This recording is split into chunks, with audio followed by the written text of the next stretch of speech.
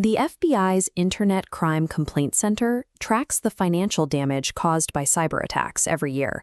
This chart shows the financial losses from business email compromise.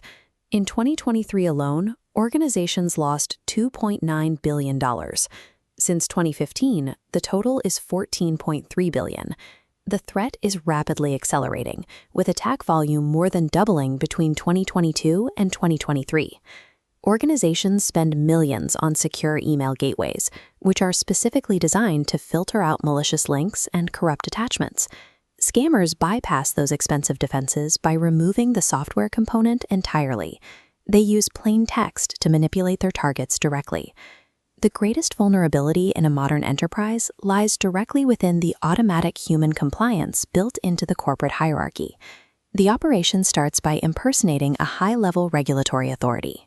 A chief executive officer receives a message claiming to be from the Reserve Bank of India, warning of a severe rule violation or an imminent security threat that requires immediate action.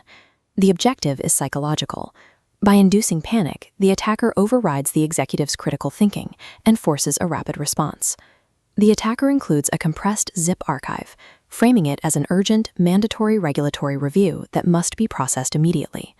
Under intense pressure, a busy CEO makes a critical error.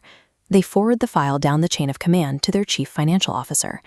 Delegating the task effectively sanitizes the threat. The CFO opens the file without suspicion, strictly because it was forwarded by their boss. The moment the CFO downloads and opens the forwarded archive, a Trojan malware executable silently triggers in the background. This malware has a highly specific target.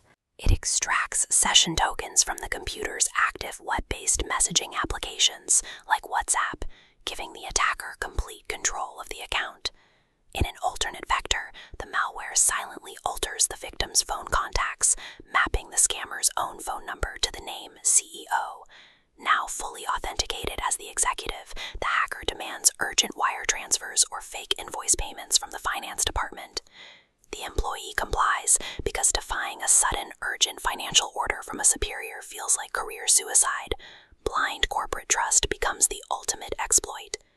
This chart illustrates the devastating success rate of these tactics. Employees open 28% of these targeted text-based emails and actually reply to 15% of them. Stopping this requires a technological shift. Instead of scanning for known viruses, modern defenses use AI-native systems to map normal communication behavior and flag anomalous requests.